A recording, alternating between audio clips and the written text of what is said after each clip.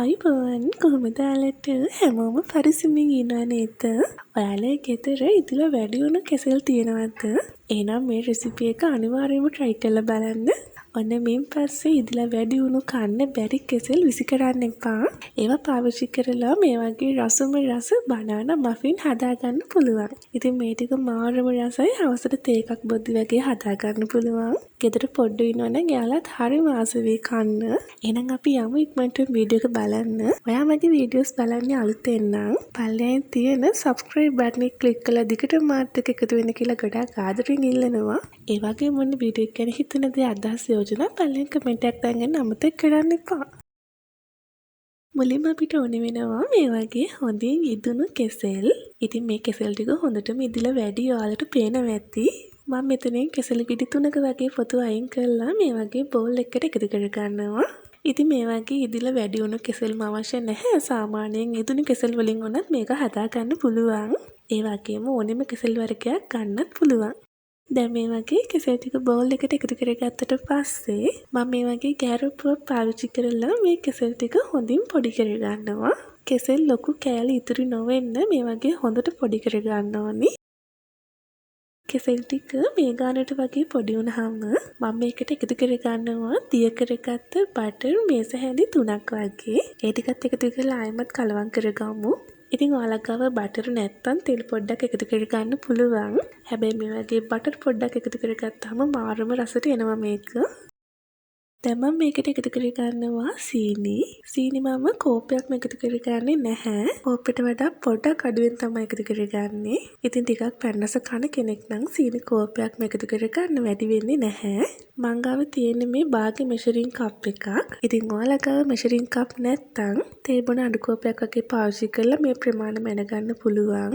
දැන් මම මේ ටික පොඩ්ඩක් විස් කරගන්නවා. ඉතින් මේ සීනි ටික දිය කරගන්න ඕන නිසා තමයි මම විස්ක් එකක් පාවිච්චි කරන්නේ. ඔයාලා ගාව විස්ක් එකක් නැත්තම් ගැරප්පුවක් හරි හැන්දක් හරි පාවිච්චි කරලා මේ මිශ්‍රණය හදාගන්න.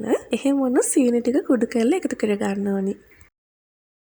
තප්පර කීපයක් විස් කරගත්තට පස්සේ මම දැන් මේකට එකතු කරගන්නවා බිත්තරයක්. එකතු කරලා ආයෙමත් හොඳින් විස් කරගන්න. මෙතනදී සීනි ටික හොඳින්ම දී වෙනකන් විස් කරගන්න ඕනි. ඔන්න දැන් මේකේ සීනි ටික හොඳින්ම දී වෙලා තියෙන්නේ. දැන් මම මේකට එකතු කරගන්නවා පාන් පිටි. මෙතනදී මම පාන් පිටි කෝප්පෙකුයි තව පොඩ්ඩකුයි එකතු කරගන්නවා. කෝප්ප එකමාරක් නෙවෙයි. කෝප්පෙකුයි තව භාගයටත් වඩා චුට්ටක් අඩුවෙන් තමයි එකතු කරගන්නේ. ඔයාලට සීනි ගත්ත කෝප්පෙම පාන් පිටි එකතු කරගන්න පුළුවන්. මේ වගේ පාන් පිටි ටික හලලම එකතු කරගන්න. මේකටම වැනිලා තේ හැඳකුයි බේකින් පවුඩර් තේ හැඳි භාගයකට එකතු කරගන්න. එකතු කරලා ආයෙමත් විස් කරගන්න. මේ වගේ එකම පැත්තකට හිමීට විස් කරගන්න. ඉතින් මල් ළඟ තිබුණ නිසා මේ වගේ පීනට් බටර් මේස හැඳකුත් එකතු කරගත්තා. මේක නම් අවශ්‍යම දෙයක් නෙමෙයි. තියෙනවා නම් විතරක් එකතු කරගන්න පුළුවන්. ඒ වගේ මම මේකට එකතු කරගන්නවා පොඩිවට කපාගත්ත චොකලට් ටිකක්.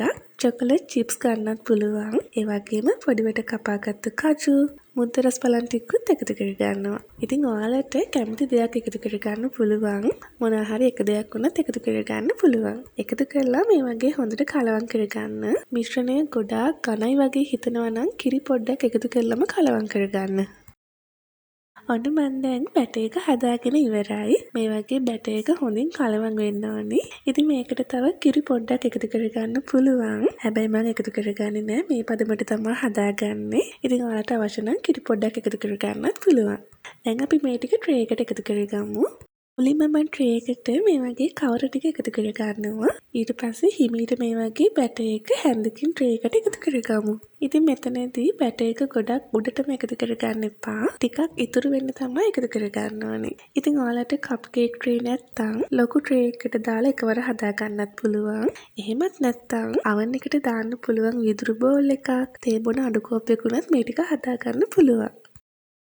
මම මේක උඩට පොඩියට කපාගත්ත චොකලට් ටිකක් වගේම කජු ටිකක් එකතු කරගන්නවා මේ වගේ. දැන් අපි මේක බේක් කරගන්න ඕනේ. උෂ්ණත්වය 150ට විනාඩි 10ක් වගේ ෆ්‍රී හීට් වෙච්ච oven එකට මේක දාගන්න. ඊට පස්සේ උෂ්ණත්වෙම විනාඩි 30ක් 35ක් වගේ බේක් කරගන්න. ඉතින් oven එක නම් එකට කාලය වෙනස් වෙන්න පුළුවන්. ඒ නිසා විනාඩි 25කින් වගේ ටූත් පික් එකක් අහලා බලන්න. ඔන්න මේ තියෙන්නේ ඔක්කොම ටික බේක් කරගත්තට පස්සේ. ඉතින් මම දෙපාරක් වගේ oven එකට දාගත්තා. බනානා මෆින්ස් 10ක් වගේ තියෙනවා. ඉතින් කෙසල් ගෙඩි 3ක් පාවිච්චි කරලා ඔන්න මෆින්ස් 10ක්ම හදාගත්තා අපි.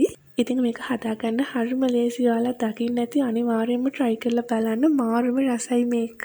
මම ඔයාලට එකක් කඩලා පෙන්නන්නම්. හොඳ soft එකට තියෙනවා. අපි එකතු කරගත්ත chocolate, කජු එහෙම හැපෙද්දි මාරුම රසයි මේක. එහෙනම් ඉතින් හදලා බලලා රස කොහොමද කියලා මට comment එකක් දාන්න අමතක කරන්න එපා. මේ වගේ ලේසි recipe එකකින් ආයෙත් හම්බ වෙනකන් අතට සමුගන්නවා. හැමෝම සතුටින් පරිස්සමින් ඉන්න.